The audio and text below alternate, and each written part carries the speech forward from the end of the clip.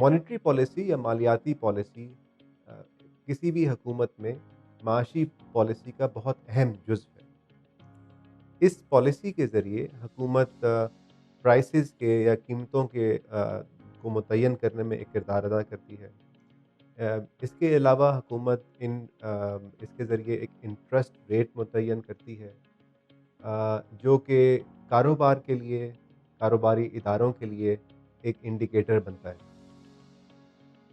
दुनिया में मालियाती पॉलिसी को देखने के लिए मुख्तलिफ स्कूल्स ऑफ थॉट हैं, जिसका एक बुनियादी मकसद ये है कि हम जो बिज़नेस साइकिल यानी कि किसी भी इकोनॉमी के अंदर जो उतार-चढ़ाव आता है, उसको कम से कम किया जाए और अनएम्प्लॉयमेंट को भी कम रखा जाए, बेरोज़गारी को कम रखा जाए और जो इकोनॉमी में जो पैदावार है या आउटपुट है, उसको एक ग्रेजुअल अंदाज़ में मैक्सिमम पोटेंशियल तक रखा जाए। ये मॉनेटरी पॉलिसी के अहदाफ हैं, लेकिन ज़रूरी नहीं है कि मालियाती पॉलिसी इसमें कामयाब भी हो। ख़ास तौर पर ऐसे ममालिक में जहाँ पर मईशत का बहुत बड़ा हिस्सा इनफॉर्मल इकोनॉमी या गैर रस्मी शोबे से मुंसलिक हो और बैंक्स के साथ ना जुड़ा हो, तो ऐसा देखा गया है कि मालियाती पॉलिसी के असरात आम आदमी तक नहीं पहुँचते हैं। साथ ही साथ हमें ये भी देखने की ज़रूरत है कि आम तौर पर ये कहा जाता है थ्योरी की हद तक कि मालियाती पॉलिसी के अंदर जो इंटरेस्ट रेट है, जो शरह सूद है, उसके ज़रिए हम इकोनॉमिक ग्रोथ को या प्राइसेस को इन्फ्लुएंस कर सकते हैं।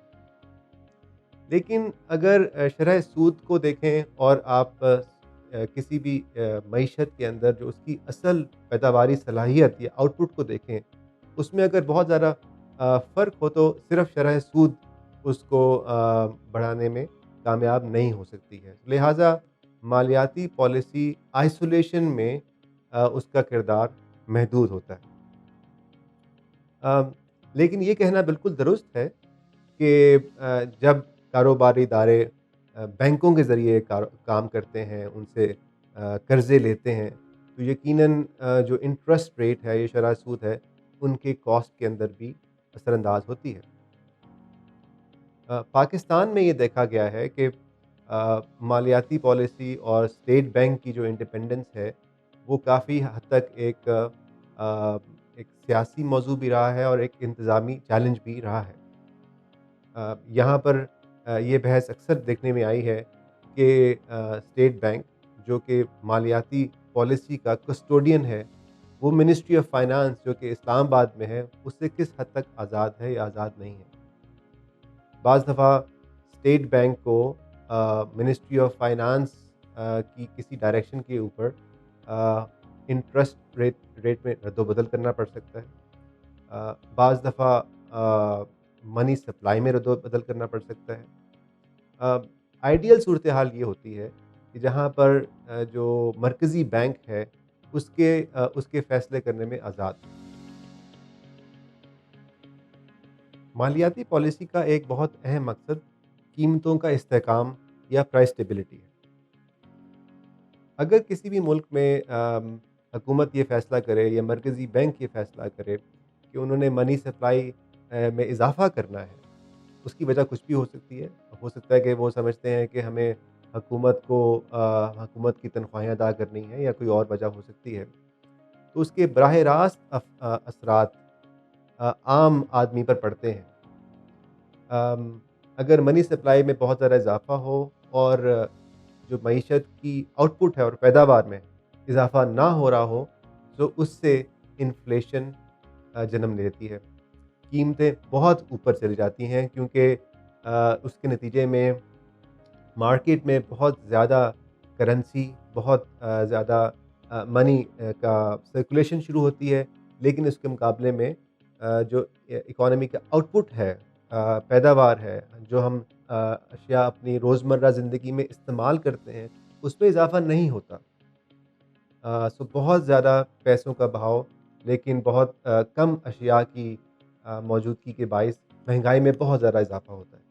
सो लिहाज़ा ये एक बहुत हसास पॉलिसी डिसीज़न होता है जो कि मरकज़ी बैंक करता है और उसके पेश नज़र प्राइसेस का इस्तेहकाम होता है। और अगर किसी वजह से हुकूमत और सेंट्रल बैंक ये फ़ैसला करें कि उन्होंने मनी सप्लाई में बहुत ज़्यादा इज़ाफ़ा करना है तो इससे आम आम आदमी की ज़िंदगी में मनफ़ी असरात पड़ेंगे और उसकी जो क़ुव्वत ख़रीद है, वो ख़ातिर ख़्वाह हद तक कम हो जाएगी।